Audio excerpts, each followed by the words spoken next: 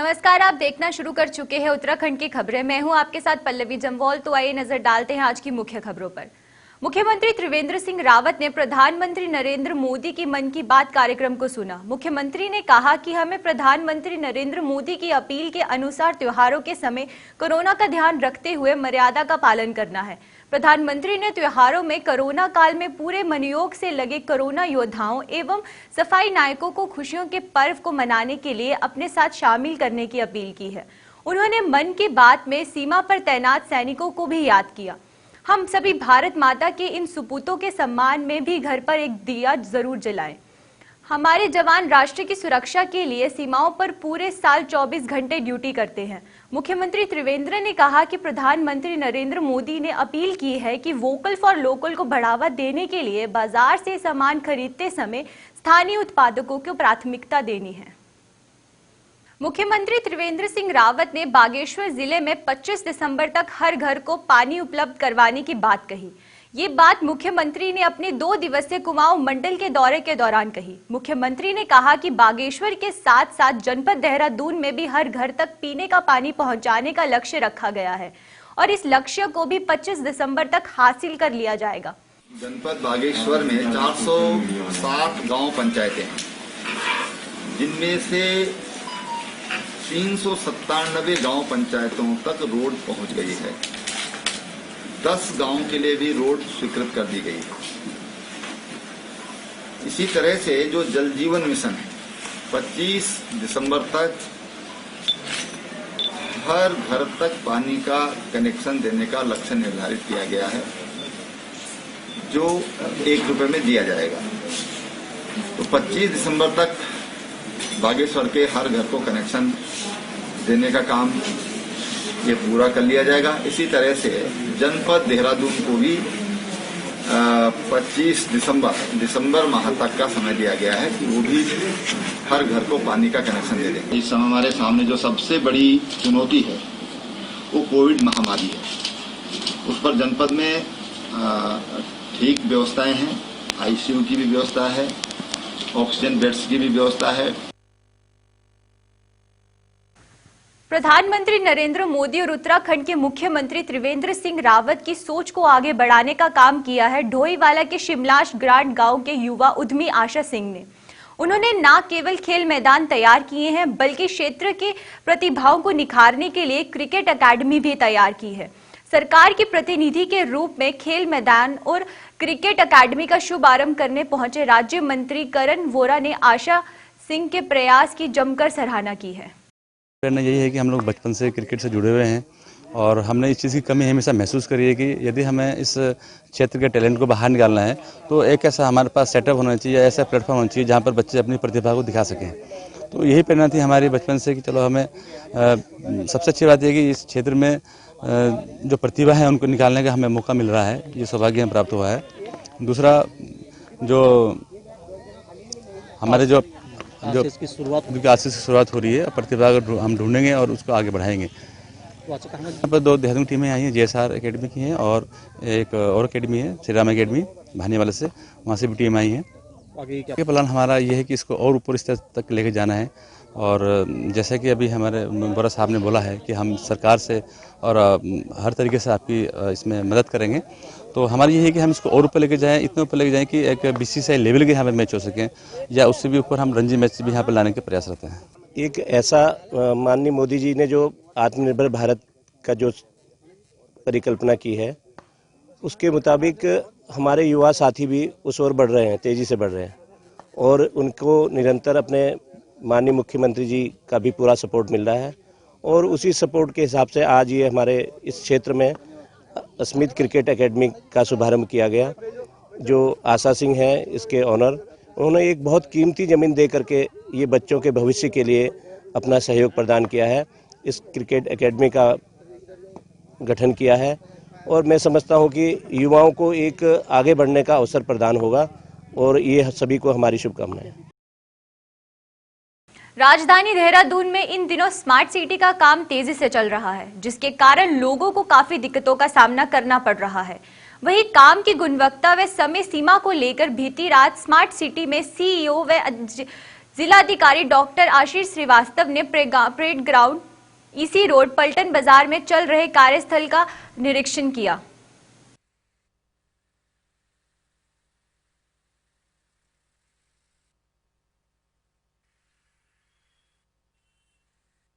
Smart city के कामों को लेकर के एक औचक निरीक्षण किया गया है, जिससे ये देखा जा सके कि जो फील्ड में काम हो रहा है वो किस तरीके से हो रहा है, और उसमें चाहे हमारी स्मार्ट रोड का काम हो, परेड ग्राउंड का हो, पलटन बाज़ार का काम हो, उन सभी का कल निरीक्षण किया गया है। और इसमें जो निरीक्षण में लोग जो भी हमारे कॉन्ट्रैक्टर हैं और स्मार्ट सिटी के अधिकारी हैं, उनको ये निर्देशित किया गया है कि अगले 1 माह में क्या क्या काम होने हैं और किस तरीके से ये प्रोग्रेस होना है, कौन सी सड़क पे काम किया जाना है, जिसको पहले से ही बता दिया जाए, और कब तक उस सड़क पर काम किया जाना है, जिससे लोगों को भी असुविधा ना हो, और जो फॉलो अप है, जो हम मॉनिटरिंग करते हैं, वो इफेक्टिवली मॉनिटर किया जाए। आम आदमी पार्टी ने विधायक महेशी नेगी द्वारा महिला का यौन शोषण करने के मामले को लेकर सरकार पर निशाना साधा है। देहरादून में आयोजित एक प्रेस कॉन्फ्रेंस के दौरान पार्टी प्रवक्ता उमा सिसोदिया ने कहा कि एक और सरकार महिलाओं की सशक्तिकरण की सुरक्षा की बात करती है, वहीं दूसरी ओर यौन शोषण पीड़ित महिला की सुनवाई नहीं करती।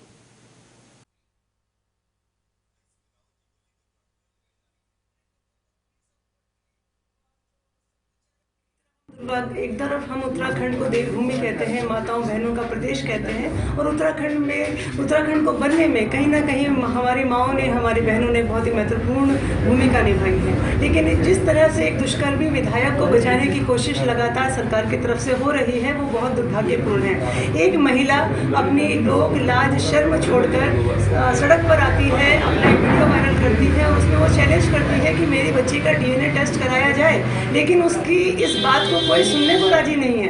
कहीं से अभी तक एक भी आदेश ये नहीं हुआ कि इस महिला की इस बात को सुना जाए कि उस बच्ची का DNA टेस्ट कराया जाए। तो आज इस प्रेस वार्ता के माध्यम से मैं ये बात आप लोगों से कहना चाहती हूँ कि हम आम आदमी पार्टी ये डिमांड करती है कि इस मुद्दे को CBI को दिया जाए और उस महिला की इस चैलेंज को एक्सेप्ट किया जाए कि मेरी बच्ची का DNA टेस्ट कराया जाए, और वो बच्ची जो है वो महेश नेगी की है। और दूसरी बात, देखिए, आप महिलाओं की बात करते हैं, बच्चियों की बात करते हैं, लेकिन क्या आपको 6-8 महीने की बच्ची का, आपको जो शोषण उस छोटी बच्ची का हो रहा है, क्या आपको वो दिखाई नहीं दे रहा? कहा कि अभी राज्य स्तर के संगठन,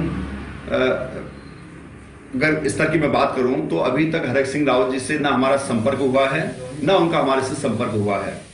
अगर हमारे से राज्य स्तर से ऊपर कहीं बातचीत हो रही थी, उसकी जानकारी मुझे अभी है नहीं। और हमने ये भी कहा कि राजनीति असीमित संभावनाओं का क्षेत्र है, इसमें कोई सटीक भविष्यवाणी करना मुमकिन नहीं होता है, लेकिन दृढ़तापूर्वक फिर भी कह रहे हैं कि आम आदमी पार्टी अपने मूल दर्शन और सिद्धांत को से समझौता कभी नहीं करेगी। पूरे मुद्दे को पुलिस और कोर्ट के जिला अधिकारी सिवन बंसल ने जनपद नैनीताल के विभिन्न दान केंद्रों का दौरा किया। वहां चल रहे धान खरीद का जायजा लिया। निरीक्षण के दौरान उन्होंने कहा कि किसान देश का अन्नदाता है, किसानों का किसी भी प्रकार से अहित बर्दाश्त नहीं किया जाएगा।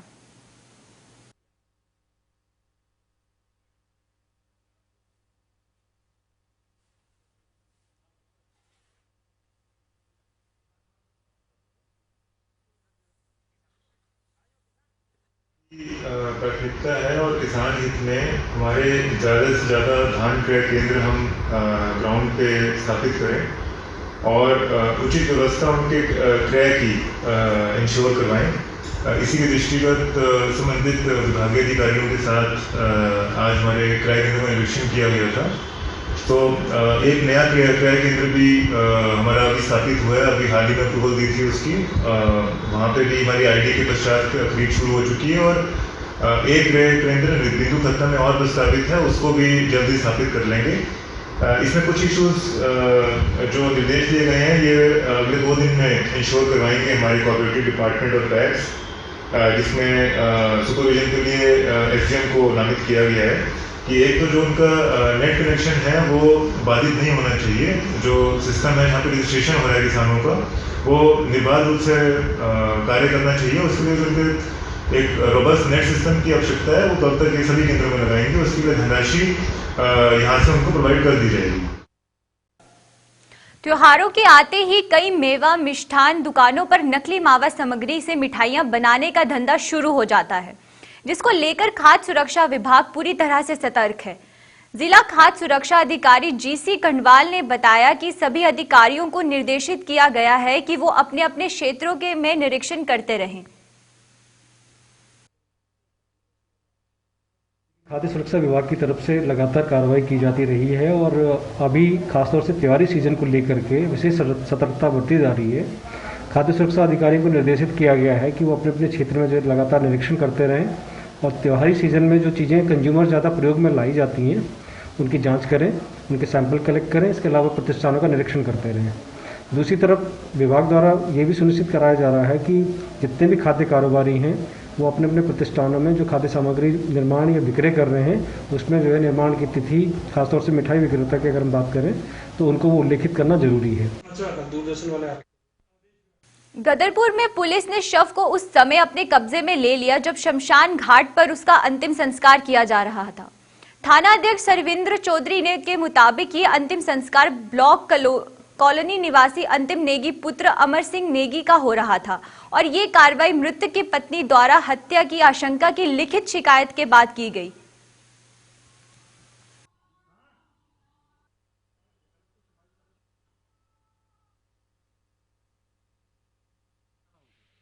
उसके बाद इसका मुंह हो गया बंद, ये बिल्कुल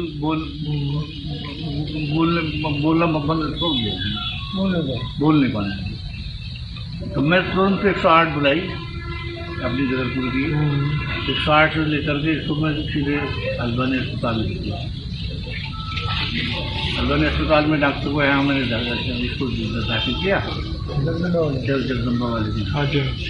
तो उसके बाद जगदम्बा वाले ने अब इलाज पूरा करा, लेकिन मुझे ऐसा लग रहा है जैसे हमने भी अपने देखे लाइन में नहीं इसका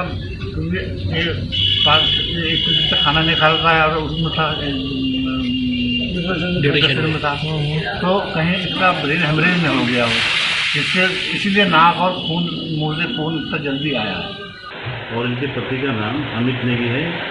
दीपिका जी रहने वाली लालपुर क्षेत्र की हैं। उनके द्वारा एक लिखित प्रार्थना पत्र थाने पर दिया गया था कि उनके जो पति की मृत्यु के संबंध में उनको संदेह है, तो इस आधार पर शव को कब्जे में लेकर पंचायत में भरकर पोस्टमार्टम के लिए भिजवा जा रहा है। लिखित सूचना सुबह आई थी और तत्काल दुर्गा जी वहाँ पर पहुँचे थे और शव को शमशान घाट पर कब्जे पुलिस लेकर आवश्यक कार्रवाई की गई थी। विश्व प्रसिद्ध गंगोत्री धाम के कपाट बंद होने का शुभ मुहूर्त तय हो गया है। गंगोत्री धाम के कपाट बंद करने का शुभ मुहूर्त 25 अक्टूबर रविवार को विजयदशमी पर तीर्थ पुरोहितों द्वारा निकाला गया। गंगा पुरोहिती के अनुसार गंगोत्री धाम के कपाट 15 नवंबर को दोपहर 12:35 पर बंद होंगे।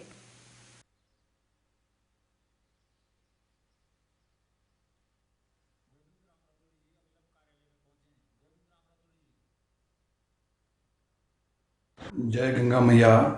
माँ गंगा के शीतकालीन कपाट 15 नवंबर को 12:15 पर शुभ बेला में बंद कर दिए जाएंगे और 12:30 पर माँ गंगा की डोली गंगोत्री से शीतकालीन प्रवास मुखवा की ओर प्रस्थान करेगी।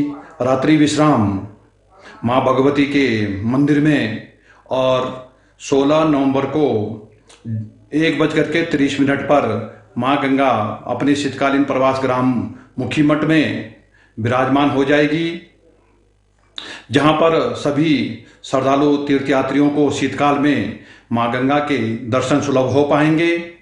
और माँ गंगा के कपाट 15 नवंबर को गंगोत्री धाम में बंद हो जाएंगे। उसके बाद पुनः माँ गंगा के कपाट अगले वर्ष अक्षय तृतीया के पावन अवसर पर खोले जाएंगे।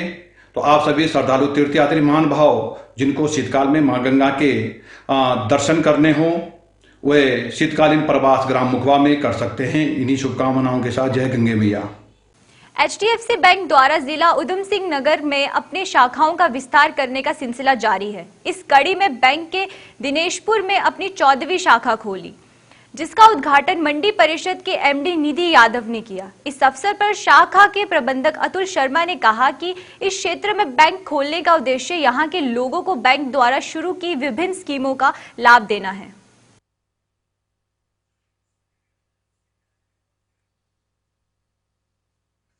तो मैं धन्यवाद करना चाहता हूँ यहाँ के नगर निगम, नगर पंचायत और जितने भी यहाँ के वरिष्ठ अधिकारी लोग हैं, क्योंकि उधम सिंह नगर में ये हमारी 14वीं ब्रांच है और इसमें हमारा जो एक ही मतलब पीछे अगर कोई ऑब्जेक्टिव है तो वो यही है कि हम मैक्सिमम लोगों तक HDFC बैंक की सेवाएं पहुँचा सकें। और रूरल में जैसे कि रूरल एरियाज में आज की डेट में हमारे पास एग्रीकल्चर से रिलेटेड KGC लिमिट्स हैं और बैंक के खाते से लेके हर चीज़ जो भी एक सामान्य परिवार की ज़रूरत है वो HDFC बैंक पूरी कर सकता है। उसी सोच के साथ ही हम ब्रांच यहाँ पे लेकर आए। लक्सर रुड़की हाईवे का निर्माण कार्य अगले महीने तक शुरू होने की उम्मीद बंध गई है। केंद्र सरकार द्वारा CRF से बजट प्रस्ताव स्वीकृत होने के बाद राज्य ने इसकी वित्तीय अनुमति जारी कर दी है।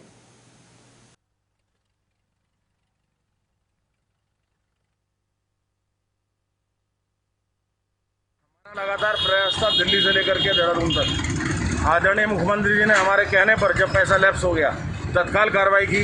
हमारे लोनीवी के सचिव जो सुधांशु जी हैं उन्होंने दिन रात इसमें मेहनत करी है और आज हमने शासनादेश जारी करा लिया है 13 करोड़ 20 लाख रुपए का। अब मैं जा करके देहरादून दशहरे के बाद देखता हूँ कब इसका टेंडर जारी हो रहा है, कब वर्क ऑर्डर जारी हो रहे हैं। हमने जो वायदा किया था पब्लिक से उसको पूरा कर दिया। लक्सर रोड की मार्ग का पैसा मैंने दिला दिया और बजट भी 67 करोड़ रुपए का बजट है इसका। 13 करोड़ इसके आज जारी हो गए। बहुत बहुत शुभकामनाएं।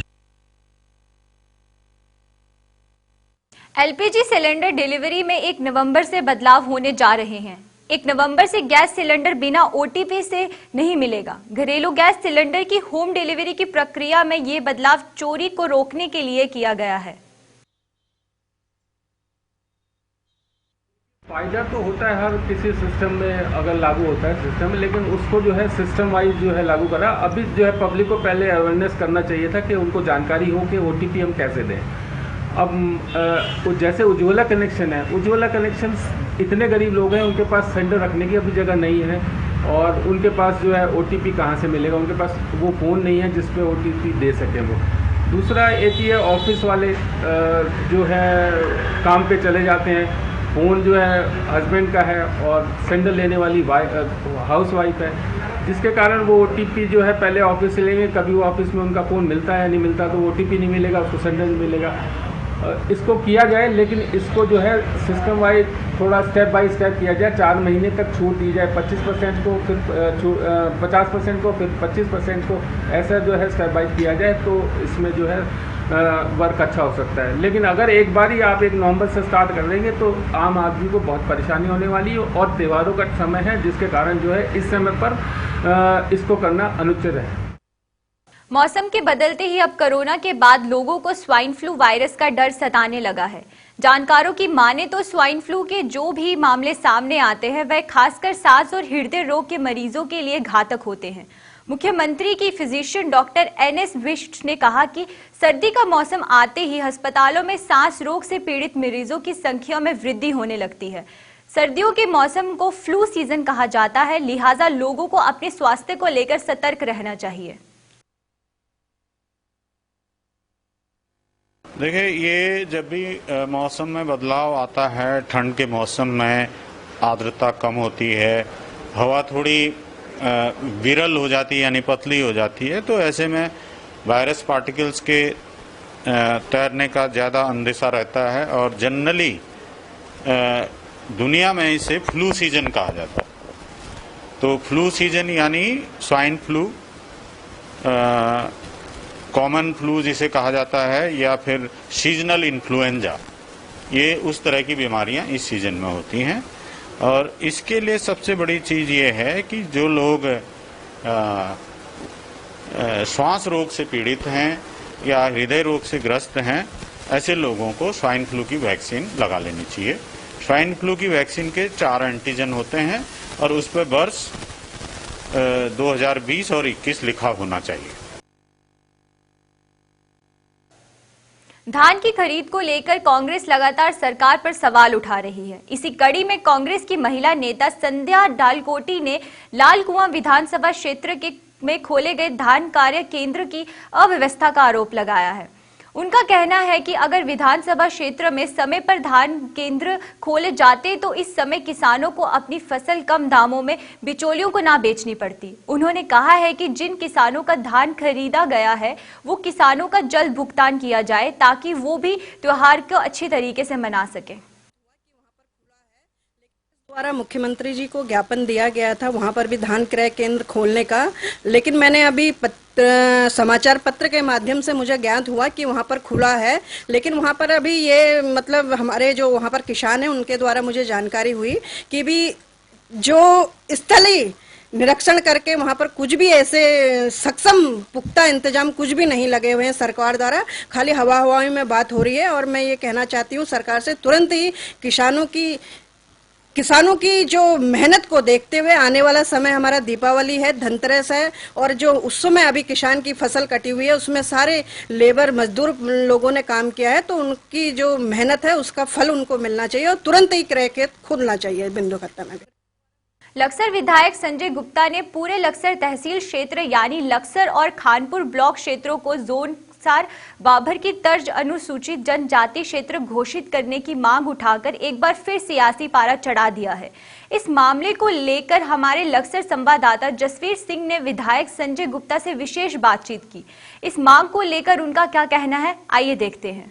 लक्सर विधायक संजय गुप्ता ने उत्तराखंड के जोनसार भाबर क्षेत्र की तर्ज पर अब लक्सर तहसील यानी कि उसके दो ब्लॉक खानपुर और लक्सर के तमाम क्षेत्रों को उसकी तर्ज पर शेड्यूल्ड ट्राइब्स का दर्जा दिए जाने की मांग उठाई है। इस बाबत वो क्या करेंगे और किस तरह से इस मांग को आगे प्रस्तुत करेंगे, बात कर लेते हैं। हमारे साथ में जुड़े हैं संजय गुप्ता जी। गुप्ता जी, इस तरह से आपने आज ये मामला रखा है और ये एक संवेदनशील मामला है, क्या आपके मन में, कैसे आपने सोचा? पूरी लक्सर तहसील दो ब्लॉक, लक्सर ब्लॉक और खानपुर ब्लॉक बाढ़ प्रभावित क्षेत्र है। यहाँ बरसात के दिनों में पूरी तहसील में जगह जगह गांव में पानी भर जाता है, फसलें नष्ट हो जाती है, लोगों का पलायन हो रहा है। तो इसलिए इस दृष्टिगत करते हुए मैं माननीय मुख्यमंत्री जी से मिलूंगा और अपनी मांग रखूंगा कि इस पूरी तहसील को SC ST का दर्जा दिया जाए, जिससे यहाँ का सर्वांगीण विकास हो सके और ये पलायन रुक सके, लोगों को रोजगार मिले। ये इस मामले में ये आज मैंने पेशी भी की है। अच्छा विधायक जी, जिस तरह से आपने मामला उठाया है, अब मुझे लगता है कि शायद आपके साथ पूरा जन समर्थन जुड़ा हुआ है। ये लोगों की आवाज़ पर ही मैंने ये बात कही है।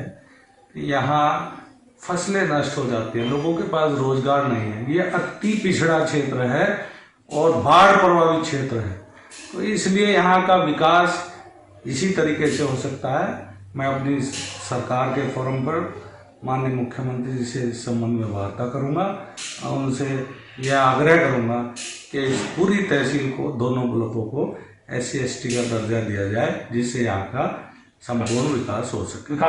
चलिए, तो विधायक संजय गुप्ता कह रहे हैं कि इस मसले पर वो गंभीर हैं और जनता उनके साथ में है और लगातार ये मांग की भी जा रही थी, जरूरी भी है, क्योंकि ये दोनों क्षेत्र ऐसे हैं जहां कहीं ना कहीं लोग हर वर्ष बाढ़ से पीड़ित होते हैं और पहले से ही अति पिछड़ा क्षेत्र है। लिहाजा सरकार उनकी मांग सुनेगी और जल्द ही इन दोनों क्षेत्रों को राहत मिल पाएगी। जसवीर सिंह, JK 24 लक्सर। गैर श्रमिकों को साइकिल बांटने के मामले में हुए घोटाले में लगे आरोपों को आम आदमी पार्टी ने खंडन किया है। इस मामले पर सफाई देते हुए पार्टी के प्रदेश प्रवक्ता रविंद्र आनंद ने कहा है कि साइकिल घोटाले में पार्टी के किसी पदाधिकारी और कार्यकर्ता का कोई लेना देना नहीं है और ये पार्टी को बदनाम करने की भाजपा की सोची समझी साजिश है।